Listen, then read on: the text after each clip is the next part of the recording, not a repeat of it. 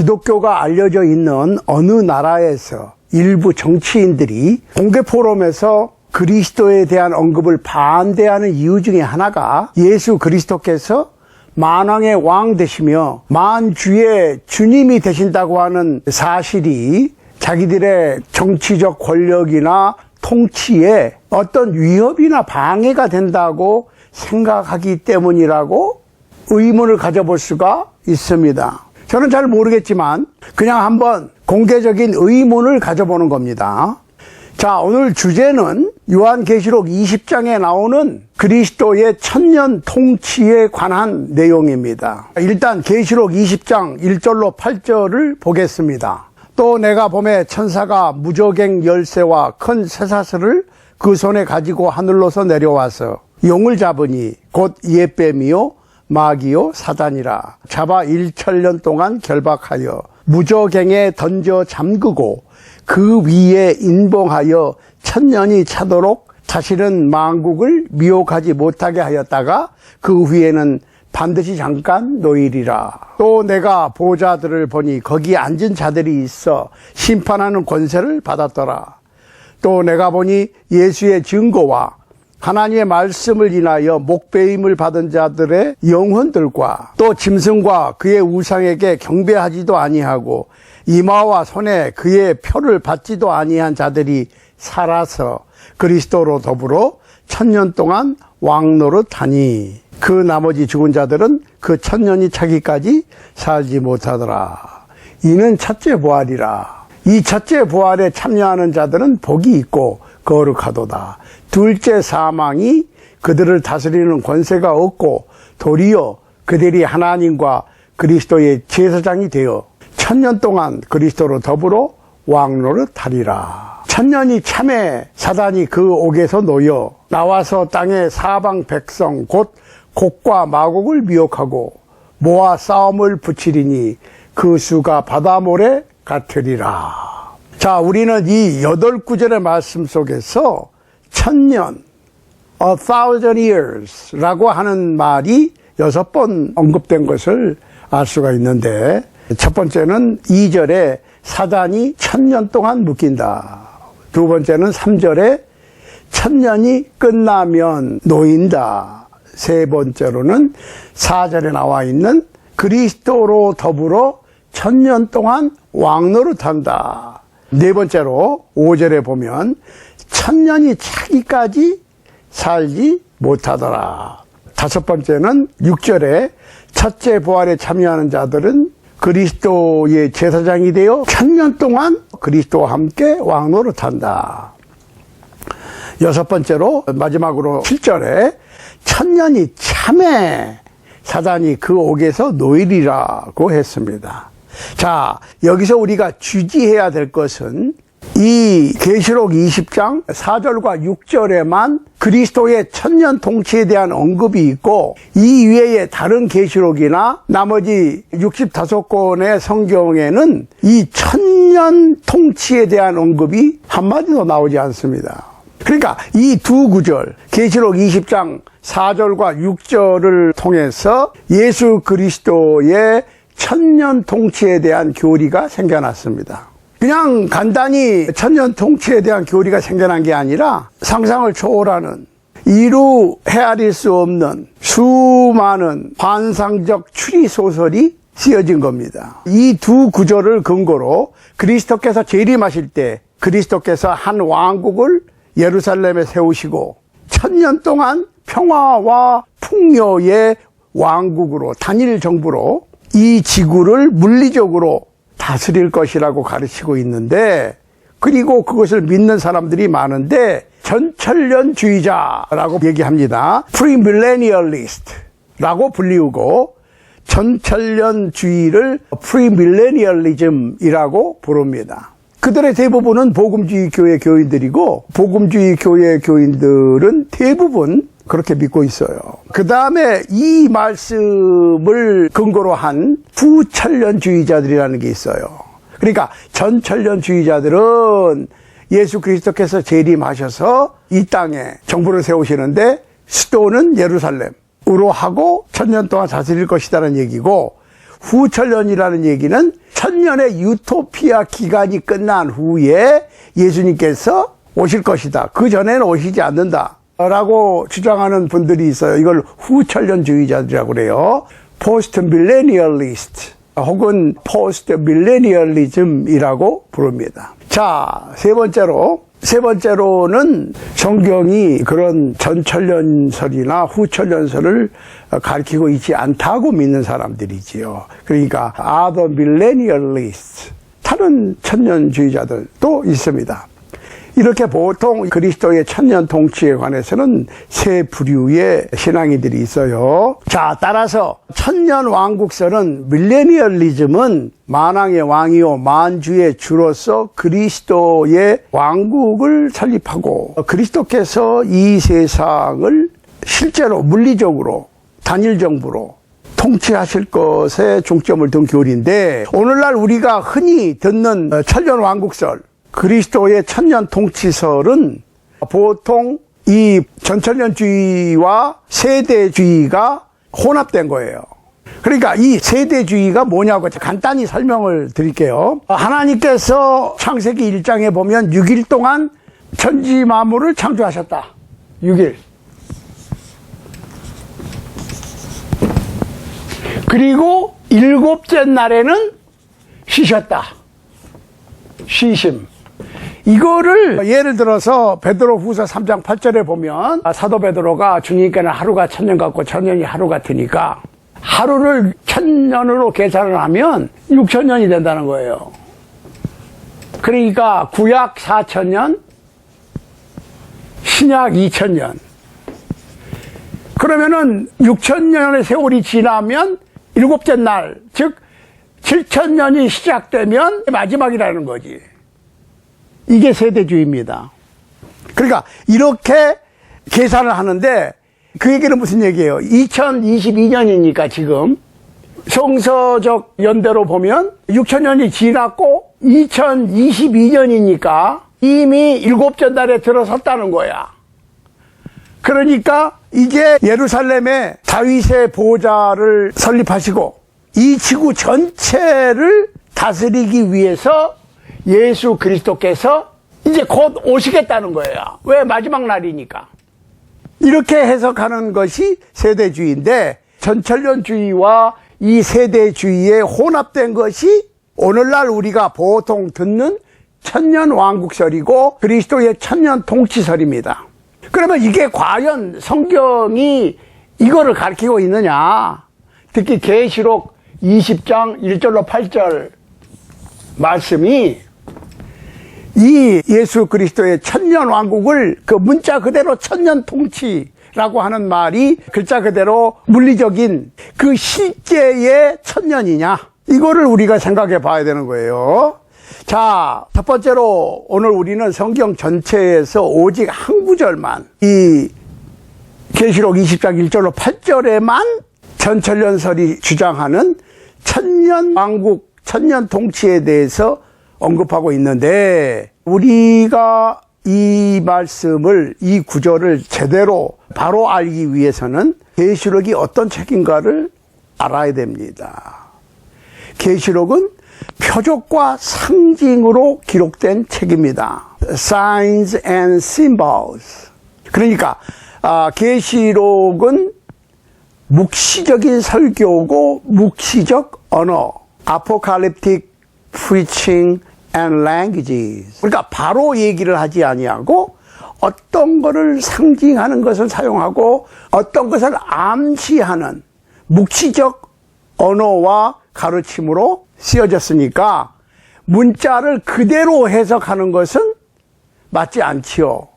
그러니까 예를 들면 마귀가 너희 중에 며칠 10일 동안 환난을 받게 하리라 해서 10일이 딱 열흘이냐고.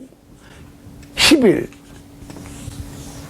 10일은 완전수를 얘기하는 거예요. 어떤 일정한 기간인데 짧았으면 좋겠다고 생각하면 10일로 표현했고, 길었으면 좋겠다고 생각하면 1000년이라고 표현을 했죠. 그렇지만 계시록에서 10일이나 1000년이나 똑같은 어떠한 일정한 기간인데 다만 환난을 받는 거니까 10일로 표현했고, 이것도 완전 숫자예요. 1000년이라고 왕노릇하니까, 주님과 함께 왕노릇하면 1000년 동안 왕노릇하면 좋겠지요. 그러니까 같은 어떤 일정한 기간인데 1000년이라고 표현을 한 거라고 일단 말씀을 드리면서 시작합니다. 그러니까 요한계시록을 시작하는 계시록 1장 1절에서 이렇게 돼 있어요. 예수 그리스도의 계시라. 이는 하나님이 그에게 주사 반드시 석히 될 일을 그 종들에게 보이시려고 그 천사를 그 종 요한에게 보내어 지시하신 것이라. 속히 될 일, 반드시 될 일에 대해서 천사를 보내서 사도 요한에게 그리스도께서 지시하신 것이다, 그 말이에요. 그러니까 성서 해석학에서 성경에 나오는 모든 구절들은 그 문맥에 따라서 해석이 되어야 되고, 성경 전체의 내용과 조화를 이루게 해석을 해야지, 특정한 구절 그것만 끄집어내서 성경 전체의 흐름과 조화되지 않는 다른 방식으로 하나의 주제를 만들어내서 해석을 한다고 하는 것은 소위 말씀을 짜깁기, 짜집기라고 그러는데, 옛날에 보면 구멍난 옷을 이렇게 감쪽같이 때우는 일을 세탁소에서 아니면 옷 수선하시는 분들이 했어요. 그러니까 하나님의 말씀도 어떤 주제를 설정해 놓고 성경 구절들을 뽑아다가 맞추면, 짜집기를 하면 짜집기가 됩니다. 그러니까 그렇게 아주 성경의 내용과 동떨어진, 너무 틀리게 하는 레스트라고 그럽니다. 왜곡하는 사람들은 알지 못한 불안정한 자들이라고 성경은 언급하고 있어요. 베드로후서 3장 16절 보세요.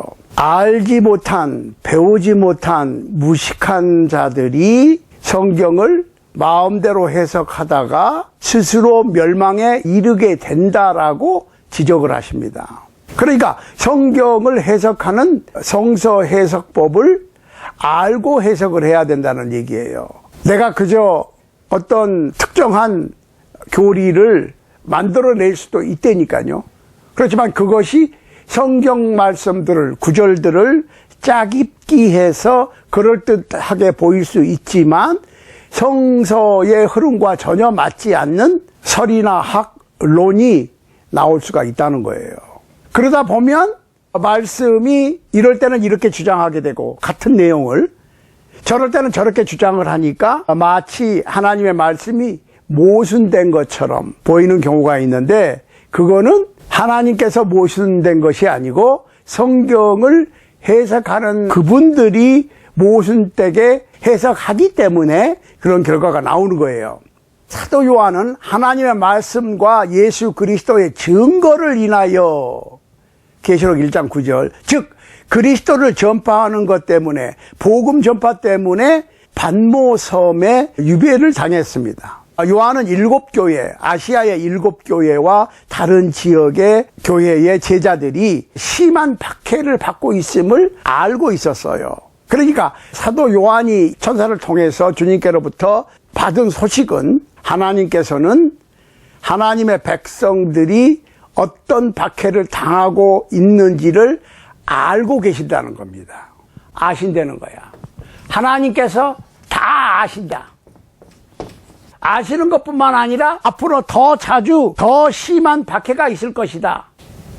두 번째로, 어떤 심한 박해가 오더라도 참아라, 인내하라 고 격려하시는 거예요. 인내하고 충성하라고 당부하시고 권면하시는 거예요. 인내와 충성을 당부하시고 권면하시는 거예요. 첫 번째로는 하나님께서 이 지상에서 하나님의 백성들이 당하는 모든 영육 간의 고난과 고통을 알고 계시고, 현재보다 더 심하고 더 무거운 고난이 더 자주 닥칠 거라고 준비시키는 거예요. 그러니까 그것을 참아내고 끝까지 충성해라 라고 권면하시는 거야. 그러면 세 번째로는 결국은 그리스도의 능력으로 예수 그리스도의 이름으로 승리를 할 것이다. 세 번째로는 최후 승리.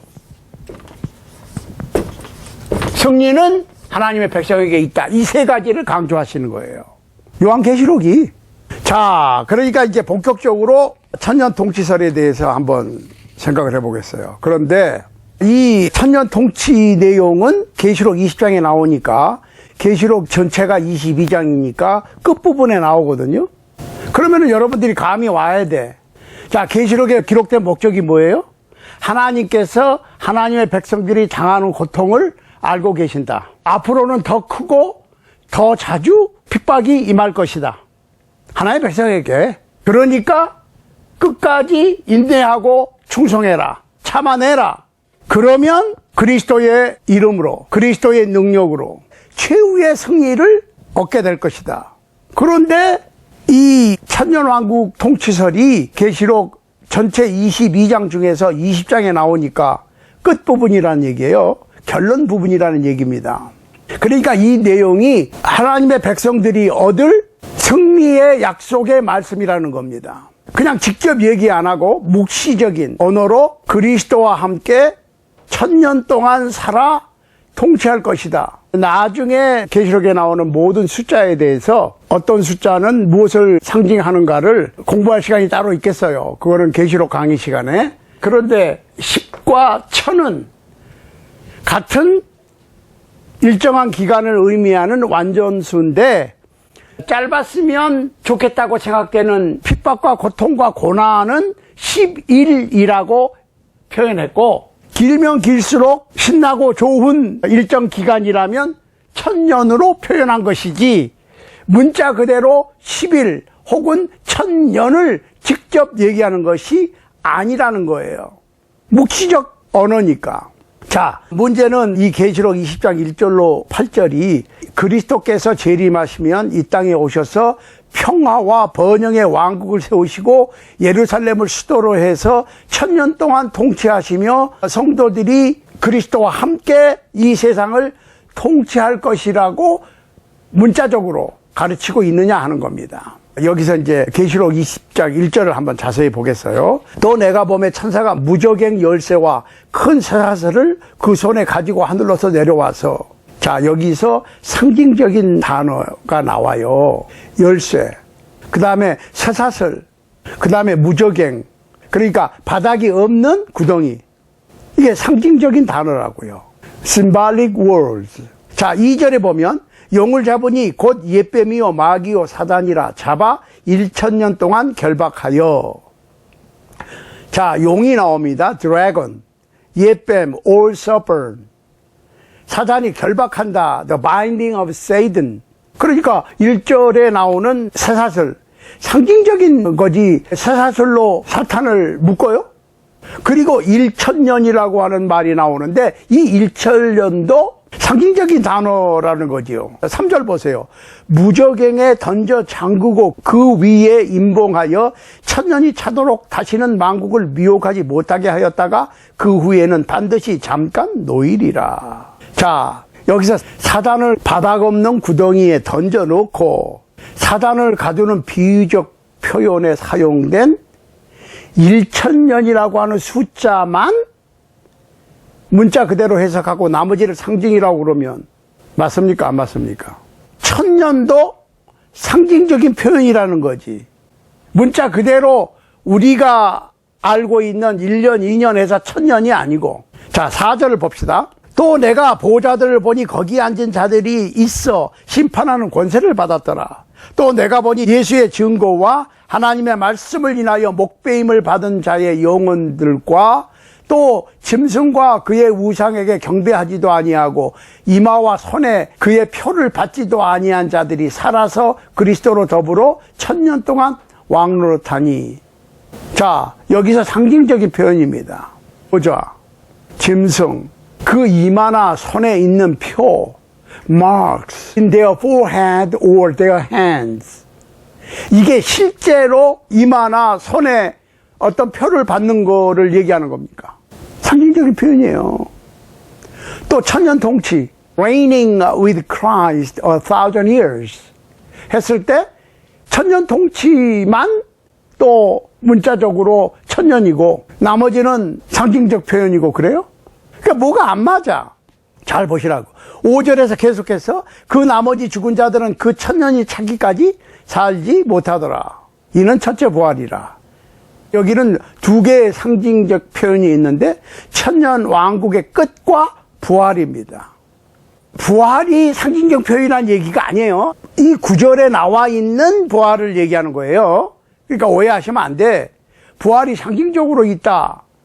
그 얘기가 아니고 이 계시록 20장 1절로 8절에 나와 있는 첫째 부활이라고 하는 것이 상징적 표현이다. 그럼 첫째 부활이 뭐냐? 첫째 부활에 참여하는 것이 뭐냐? 잘 보시라고.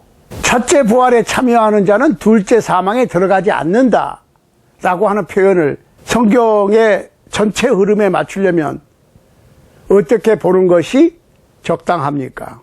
자, 예수님께서 부활의 첫 열매가 되셨어요. 그리고 복음을 완성시키셨어요. 그리고 죄사함을, 구원을 얻고 성령을 받는 방법으로 복음에 순종하라. 즉 예수 그리스도의 십자가의 도를 듣고 믿어서 회개하고 예수님을 나의 개인의 구세주로 고백하고 침례받으면 죄사함을 얻는데 그것은 곧 뭐라고 그랬어요? 로마서 6장에서 우리가 예수 그리스도의 이름으로 세례받는 것은 예수 그리스도의 죽으심과 연합되는 거고 예수 그리스도의 장사와 연합되는 거고 예수 그리스도의 부활하심과 연합되는 거예요. 이게 예수 그리스도의 복음을 믿고 침례받는 이유입니다. 목적이고. 그러면은 첫째 부활이라고 하는 것은 이 세상에서 영적으로 예수 그리스도의 십자가의 도와 예수 그리스도의 죽으심과 장사와 부활과 연합되는 거고, 그러니까 예수님의 죽음이 내 죽음이 되고 죄악된 몸의 죽음입니다. 그때는 예수님의 장사가 아예 장사, 조악된 몸이 아예 장사 지내버렸으니까 없어진 거지요. 그리고 부활하신 예수 그리스도와 함께 새 생명 가운데 거하게 되는 상징적 표현이지요. 그러니까 첫째 부활에 참여하는 자는 둘째 사망에 들어갈 수가 없어. 왜? 예수 그리스도께서 부활하신 것 같이 이미 영적인 죄사함의 영원한 생명의 부활에 참여했기 때문에. 그러니까 천년 동안 살아서 왕노릇하는 거지. 그러면은 크리스찬들이 이 세상에 살면서 주님과 함께 천년 동안 왕노릇하는 승리의 삶을 살 수 있지. 왜 그러냐? 사도행전 2장에서 성령 강림으로 베드로를 위시한 사도들이 성령 충만해서 복음을 선포했고 그 복음 선포에 순종한 3,000명이 회개하고 침례를 받음으로 교회가 시작됐는데 그것이 하나님의 나라니까 하나님의 나라의 백성으로 우리가 살면서 내 삶 속에서 내 일생 동안 왕노릇하는 승리의 삶을 살아갈 것이냐, 살아갈 수 있느냐 없느냐는 복음에 순종하고 말씀을 깨닫고 말씀대로 살아가느냐, 주님께서 죽음을 통해서 부활의 첫 열매로 승리하신 것 같이 예수님의 승리하심과 연합된 우리가 그 신앙을 가지고 아무리 어렵고 힘든 시련과 역경이 몰아친다 할지라도 예수 그리스도의 이름으로 이기면서 살아가는 것이 천년왕국에서 왕노릇하는 삶이지. 그 내용을 쭉 지금 설명을 하는 거예요. 그러니까 오늘 우리가 본문을 쭉 읽어보니까 그리스도와 함께 혹은 그리스도의 천년 통치가 상징적인 표현이라고 하는 것을 배울 수가 있는데 여기에 17개의 상징들이 쭉 나오거든요. 근데 거기서 하나만 천년이라고 하는 기간만 골라내서 상징적으로 해석 안 하고 문자적으로 해석하는 것이 맞습니까? 17개의 표현 중에서 16개는 상징적인 표현이라고 다 동의를 해. 그런데 천년이라고 하는 그것만 문자적으로 해석을 한다면 그 해석은 성서 해석학에는 물론 일반 상식에도 맞지 않는 잘못된 해석이지요. 천년 통치라고 하는 개념은 그리스도를 위하여 핍박받는 자들이 승리를 차지할 것이라고 하는 것에 대한 상징의 표현이다.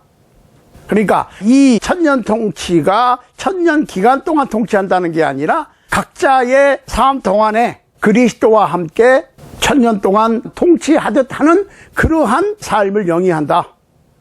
이 말씀은 다른 계시록의 내용과 조화를 이루어요. 예를 들면 계시록 2장 7절에 보면은 이기는 그에게 내가 하나님의 낙원에 있는 생명나무의 과실을 주워 먹게 하리라. 생명나무 열매를 주워 먹게 하니까 생명나무 열매를 먹으면 안 죽는 거야.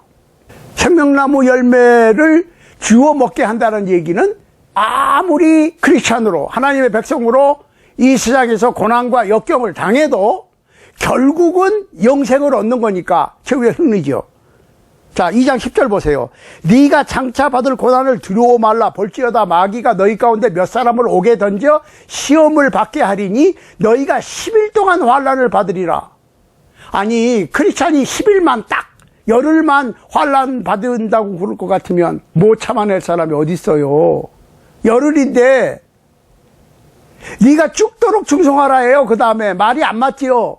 이게 상징적인 표현이야. 열흘이라는 거는 처음에 제가 언급했듯이 열흘도 완전수고 천도 완전수인데 열흘은 어떠한 일정 기간을 나타내는 완전수인데 짧았으면 좋겠다고 생각하면 10일, 길면 길수록 좋은 거는 1000년이라고 표현한 것 뿐이지 똑같은 어떠한 일정 기간을 언급하는 것이다. 상징하는 것이다. 이제 감이 오시죠? 죽도록 충성하라. 그리하면 내가 생명의 면류관을 네게 주리라. 그러니까 생명의 면류관이라고 하는 것도 상징적인 표현이지. 면류관, 승리자에게 주는 월계관 같은 거지요. 그러니까 면류관은 두 가지가 있어요. 하나는 싸워서 이기는 자에게 주는 면류관이 있고 왕관이 있는데 그리스도께서 쓰시는 면류관은 왕관이고 왕 되시는 거니까 성도들이 쓰는 면류관은 이기는 자에게 주는 거니까 이기기 위해서는 일단은 경기에 참여를 해야 돼. 이해가 되시죠? 그러면 경기하는 게 쉽습니까? 쉬우면 뭐 누구나 다 1등하게? 그럼 신앙인 경주라고 그랬어요. 신앙은 경주다. 그것도 유튜브에 순수신앙 회복운동 전에 했던 것 중에 보면 신앙은 경주입니다. 이게 또 나와 있어요. 참고하시기 바라요. 자, 그 다음에 계시록 2장 11절에 이기는 자는 둘째 사망의 해를 받지 아니하리라. 둘째 사망이 뭐예요? 첫째 사망은 육신과 영이 분리되는 육신의 죽음을 얘기하는 거고 둘째 사망은 뭐예요? 죽지 아니하는 몸으로 부활시켜서 불과 유황 못에 집어넣어서 세세 무궁토록 받는 고통을 얘기하는 거예요. 그 지옥을 얘기하는 거예요. 둘째 사망이. 그러니까 그 사람들은 뭐예요? 지는 사람. 지는 사람들이 그리 가는 거야. 이기는 사람은 영생을 얻는 거고. 이해되세요? 계시록 2장 17절, 2장 26절, 2장 5절, 12절, 31절 말씀과 서로 문맥이 상통하는 거예요. 자, 전천년설이 주장하는 내용 중에서 언급되고 있지 않는 몇 가지가 있어요. 즉 계시록 20장 1절로 8절에는 그리스도의 재림에 대해서는 언급이 없어요. 두 번째로 왕국을 세우는 것에 대한 언급이 없어요. 세 번째로 이 지상의 왕국에 대한 언급이 없습니다. 다윗의 보좌에 앉으신 그리스도에 대한 언급도 없습니다. 유대인들이 팔레스타인으로 귀환한다. 예수님께서 오시면 유대인들이 다 팔레스타인으로 귀환하고 그 예루살렘에 다윗의 보좌에 예수님께서 앉으신 것을 주장하는데 막상 계시록 20장 1절로 8절에는 팔레스타인으로 유대인들이 귀환한다, 환원된다는 게 이스라엘이 회복된다는 게 없어요. 그러니까 마태복음, 마가복음, 누가복음, 요한복음을 읽어보면 그리스도의 지상 사역에 대한 뚜렷한 두 가지 목적이 있습니다. 첫 번째로 예수님께서는 왜 오셨습니까? 이 세상에. 누가복음 19장 10절에 나와 있는 잃어버린 자를 찾아 구원하시기 위해서 오셨습니다. 그리고 그리스도 자신께서 왕으로 다스리실 나라를 세우려고 오셨습니다. 그러니까 예수님께서 요단강에서 세례를 받고 사단과 단판을 짓고 바로 갈릴리로 돌아가서 유대인의 회당에서 무엇을 선포하셨어요. 잘 생각해 보시라고. 마태복음 4장 17절. 예수님께서 공생애를 시작하실 때 외치신 거에 뭐예요? 하나님의 나라가 가까웠다 그런 거예요. 하나님의 왕국이. 바로 예수님께서 지상사역을 시작하시면서 하나님의 나라가 가까이 왔다 그랬어요. 왕국의 복음을 전파하셨어요. 왕국의 복음을 전파하셨습니다. 예수님께서 나사렛과 가버나움에서 그 천국의 복음, 왕국의 복음을 전파하셨을 때 나사렛과 가버나움 사람들이 예수님이 자기들과 함께 더 머물기를 원하셨어. 그런데 누가복음 4장 43절에 보세요. 뭐라고 그러셨어요? 예수께서는 내가 다른 동네에서도 하나님의 나라 복음을 전하여야 하리니 나는 이 일로 보내심을 입었노라. 잘 들어보셔야 돼요. 여러분들은 오늘 일생일대의 중요한 성경 공부를 하시는 거예요. 예수님께서 또한 내가 참으로 너에게 이르노니 여기 섰는 사람 중에 죽기 전에 하나님의 나라를 볼 자들도 있느니라. 누가복음 9장 27절이라고 선포하셨어요. 그러니까 그리스도의 왕국에서의 통치는 1세기에 어떤 제자들이 살아있는 동안에 임박한 거예요. 그리스도의 통치가. 예수님께서 재림하셔서 그리스도의 통치가 시작되는 게 아니고 1세기에 이미 예수님께서 살아계실 때 말씀하시기를 제자들 중에서 죽기 전에 하나님의 나라를 볼 자들도 있다고 선포하셨다니까요. 그러니까 그리스도께서 이 세상에 오신 것은 첫 번째는 뭐예요? 잃어버린 자를 찾아 구원하시기 위해서. 두 번째로는 구원한 사람들로 나라를 이루시기 위해서. 그러니까 예수님께서 빌라도 법정에 서셨을 때에 빌라도까지도 예수님께 뭐라고 물어봤어요? 당신이 유대인의 왕입니까? Are you the king of the Jews? 이렇게 물어봤어요. 그랬더니 뭐라고 했어요? 예수님께서 Yes, it is as you say 그러셨어요. 마태복음 27장 11절입니다. 그러니까 요한복음 18장 28절로 40절에 의하면 예수님을 고소한 유대인들이 고소한 게 뭐냐? 아니 우리 왕은 가이사, 시저가 있는데 자기가 왕이라고 그런다 라고 고소한 거예요. 그러니까 예수님을 그리스도로 믿지 않고 대적하는 유대인들이 예수님을 빌라도 법정에 고소한 주 이유가 뭐냐? 왕이라고 주장하기 때문에. 그러니까 그 유대인들은 예수님께서 자기가 왕 되심을 부인하시지 않으실 것을 아니까 예수님께서 자신이 유대인의 왕이라고 주장하는 것은 시저에 대한, 가이사에 대한 반역이다. 그러니까 죽이라고 그런 거예요. 그런데 예수님께서는 맞다. 내가 왕이다. 라고 십자가에 못 박히신 거예요. 그러니까 유대인들은 예수님을 거부하면서 예수님이 공적으로 잃어버린 자, 죄인을 찾아서 구원하시기 위해서 오셨고 왕으로 오셨다고 얘기하니까 고소거리가 있었던 거지. 그러니까 우리가 분명히 알아야 돼요. 예수님이 왜 십자가에 못 박혔느냐. 유대인들이 저 사람은 여러 번 자기가 왕이라고 그랬습니다. 우리 왕은 가이사뿐입니다. 그런데 빌라도가 예수님과 얘기를 해보니까 가이사에 대한 반역이 아니에요. 영적인 왕국에 대해서 얘기했잖아요. 예수님께서 나중에 또 끝부분에서 자세하게 나오겠습니다만은 내 나라는 이 땅에 속한 것이 아니다. 내가 이것 때문에 세상에 왔다. 그러니까 그러면 네가 왕은 왕 아니냐. 그래 맞다. 내가 왕이다. 그러나 내 나라는 이 지상의 어떤 나라, 즉 로마 제국을 대항해서 싸우는 혈과 육의 물적인 나라가 아니고 영적인 나라라고 하는 것을 얘기하셨을 때 빌라도는 알아들었어요. 그러니까 나와서 야 내가 보니까 이 예수라고 하는 분은 죄가 없어. 내가 죽일 만한 사형 언도를 내릴 만한 죄를 못 찾았어 라고 얘기하니까 십자가에 못 박으라고 악을 썼죠. 그러니까 그냥 폭동이 일어날 것 같으니까 그릇에 물을 떠다가 손 씻고 나는 이 예수라고 하는 분의 죽음과 피와 아무 상관이 없다 그러고 니네들이 다 책임져라 그러고 손 씻어버린 거예요. 이해되시죠? 이렇게 전체 그림을 그릴 수 있어야 돼요. 자, 그러고 십자가에 못 박히셨어.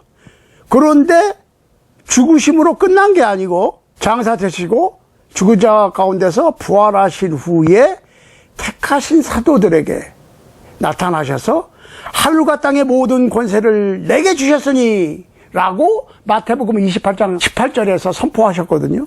아니, 하늘과 땅의 모든 권세를 부활하신 예수님께서 받으셨는데 이미 왕이죠. 예수님께서 재림하실 때 이 땅에 단일 정부를 세우시고 예루살렘에 왕자를 두시고 거기에 앉아서 다윗의 대를 이어 통치를 시작하신다면 하늘과 땅의 모든 권세를 받으신 예수님께서 그 권세보다 얼마나 더 큰 권세나 권위나 힘을 갖게 되실 것인지 말씀해 보실 분 혹시 계세요? 그러니까 예수님은 이미 하늘과 땅의 모든 권세를 가지신 왕이시라고. 그러니까 전천년설은 구약의 예언을 성취하기 위해서 그리스도께서 이 땅에 재림하셔서 예루살렘 성에 문자 그대로 다윗의 보좌를 다시 건설하시고 앉으실 거라고 얘기하는데, 물론 이사야는 이렇게 돼 있어. 이사야서 9장에 보면 이는 한 아기가 우리에게 낳았고 한 아들을 우리에게 주신 바 되었는데 그 어깨에는 정사를 메었고 그 이름은 기묘자라 모사라 전능하신 하나님이라 영종하시는 아버지라 평강의 왕이라 할 것임이라. 그 정사가 평강에 더함이 무궁하며 또 다윗의 위에 앉아서 그 나라를 굳게 세우고 자금 이후 영원토록 공평과 정의로 그것을 보존하실 것이라. 만군의 여호와의 열심히 이를 이루리라. 그리고 사도행전 2장에서 예수님의 부활 승천 후 첫 오순절날 사도 베드로는 그리스도께서 그 예언을 이루셨다라고 강력히 주장하고 전파했습니다. 성령에 감동되어 성령 충만한 베드로는 사도행전 2장 29절에서 형제들아, 내가 조상 다윗에 대하여 담대히 말할 수 있노니 다윗이 죽어 장사되어 그 묘가 오늘까지 우리 중에 있도다. 그는 선지자라. 하나님이 이미 맹세하사 그 자손 중에서 한 사람을 그 위에 앉게 하리라 하심을 알고 미리 보는 거로 그리스도의 부활하심을 말하되 저가 음부에 버림이 되지 않고 육신이 썩음을 당하지 아니하시리라 하더니 이 예수를 하나님이 살리신지라 우리가 다 이 일의 증인이로다. 하나님이 오른손으로 예수를 높이심에 그가 약속하신 성령을 아버지께 받아서 너희 보고 듣는 이것을 부어주셨느니라. 다윗은 하늘에 올라가지 못하였으나 친히 말하여 가로되 주께서 내 주에게 말씀하시기를 내가 네 원수로 네 발등상 되게 하기까지 너는 내 우편에 앉았으라 하셨도다 하였으니 그런즉 이스라엘 온 집이 정령할지니 너희가 십자가에 못 박은 이 예수를 하나님이 주와 그리스도가 되게 하셨느니라 하니라. 그러니까 이사야서 9장에 왕 대신 왕자에 앉아서 통치하시는 예수 그리스도에 대한 예언이 예수님의 부활 승천으로 이루어졌다라고 주장합니다. 신약 성서의 기록자들이나 신약 성서 속의 복음 전파자들이 구약의 예언의 말씀이 예수 그리스도의 부활을 통해서 성취되었다고 말하면 그 구약의 예언은 성취된 겁니다. 성취된 구약의 예언을 또다시 성취할 것이라고 보는 것은 잘못된 해석이지요. 그러니까 그리스도의 왕국 또는 상징적인 1000년 동안의 통치, 아주 긴 기간을 의미하는 이것은 정치적 권력이 아니에요. 이 세상의 물리적인 정치적인 권력이 아니에요. 예수님께서는 빌라도에게 분명히 말씀하셨습니다. 내 나라는 이 세상에 속한 것이 아니라 만일 내 나라가 이 세상에 속한 것이었다면 내 종들이 싸워 나로 유대인들에게 넘기우지 않게 하였으리라. 이제 내 나라는 여기에 속한 것이 아니니라.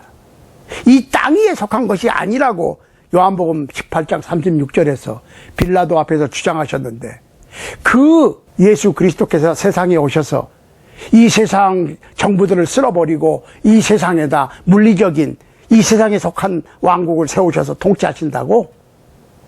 맞지 않죠. 성령께서는 하나님의 나라는 먹는 것과 마시는 것이 아니요 오직 성령 안에서 의와 평강과 희락이라고 로마서 14장 17절에서 말씀합니다. 오늘날의 많은 사람들이 왕국, 천국, 하나님의 나라를, 그 영적인 하나님의 나라를 보지 못하거나 그 존재를 인지하지 못하는 것은 왕국의 영적 본성 때문입니다.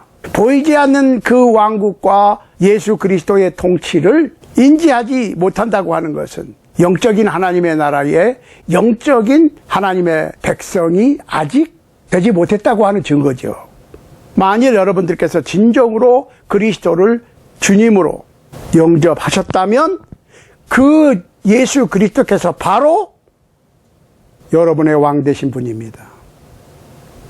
만일 여러분들 중에 아직도 그리스도의 왕국에 들어오지 못하셨거나 그리스도를 왕으로 모시지 못한 분이 계신다면 예수 그리스도를 여러분의 개인의 구세주로 주님으로 왕으로 오늘 모실 수 있게 되기를 바랍니다.